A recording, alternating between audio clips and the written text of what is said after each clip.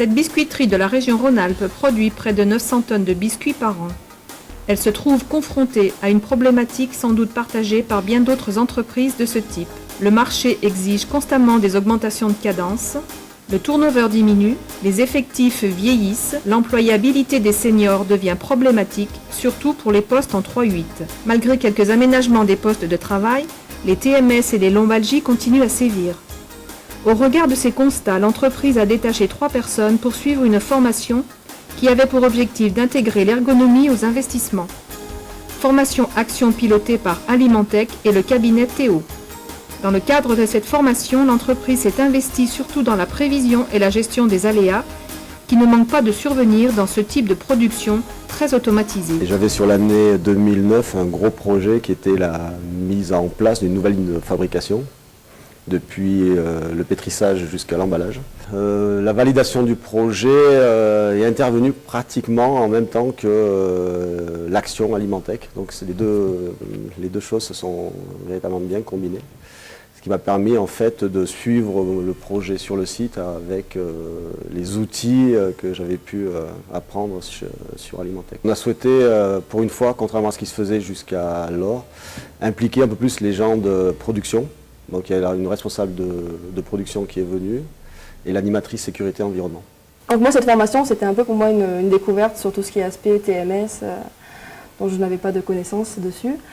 Pour moi ça a été très bénéfique, ça m'a apporté beaucoup de choses et surtout ça nous permet maintenant d'intégrer l'ergonomie et la sécurité dans les nouveaux projets. Nous avions 2 problématiques qui étaient d'anticiper l'aménagement des postes de travail au niveau du conditionnement. C'est là où souvent on retrouve le plus de personnes et où la problématique ergonomie et TMS est la plus importante. Donc notre démarche était vraiment de placer l'homme au cœur du projet. Et ce qui a été fait en fait, c'est d'identifier et simuler des tâches qui existaient déjà sur une ligne d'à côté, puisqu'on déplaçait une partie du conditionnement, où on a pu constater et valider avec les gens quelles étaient les problématiques aujourd'hui en termes d'aléas principalement. Lorsqu'on avait des arrêts ou des pannes sur machines, aux cadences auxquelles on tournait, on risquait d'avoir des amas de produits assez rapidement. Donc sur le schéma, on a les machines qui sont représentées avec les carrés et les opérateurs sont représentés avec les petits ronds rouges. Donc là, on a les biscuits qui sortent à ce niveau-là, qui sont mis en barquette ici. Ils vont ensuite dans une machine dans lesquelles ils sont cellophanés, puis sont mis en carton ultérieurement.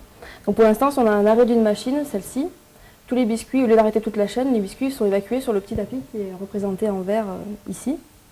Donc si cette machine s'arrête, on a les personnes qui vont sur ce tapis pour récupérer les biscuits et les mettre en bac.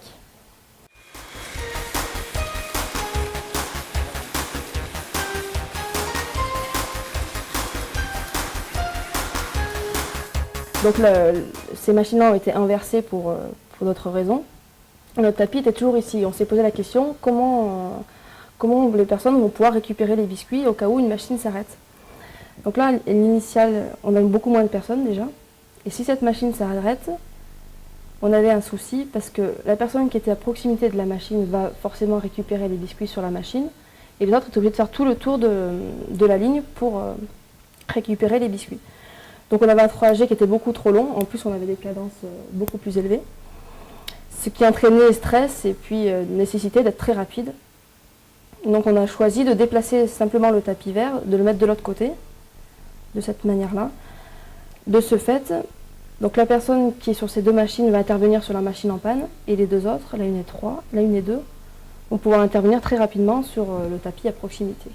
La définition du cahier des charges, par exemple, pour l'encaisseuse, a été faite avec les gens de production, surtout par rapport à l'alimentation et le remplissage du magasin carton ou la position du poste de conduite par rapport à d'autres machines pour essayer de centraliser ou d'avoir une ergonomie assez facilitée.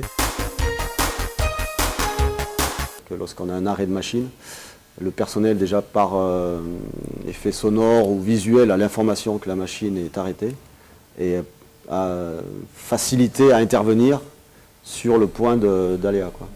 Puis il y a des cycles aussi automatiques qui ont été mis en place Où aujourd'hui, ce que l'on fait lorsqu'on a, par exemple, l'accumulateur, on a mis beaucoup d'accumulateurs sur la ligne qui permettent d'absorber des petits dysfonctionnements qui pompent un peu la production.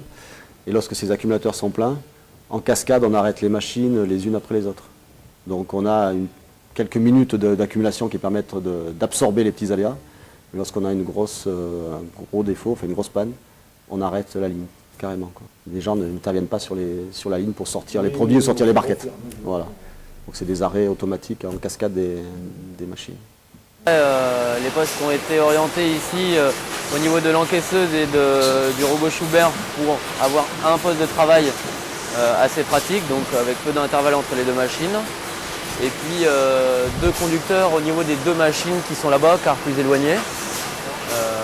Voilà. Après des passerelles pour passer par-dessus les convoyeurs. Donc ce qui est quand même assez pratique en cas de dysfonctionnement et anomalie des machines.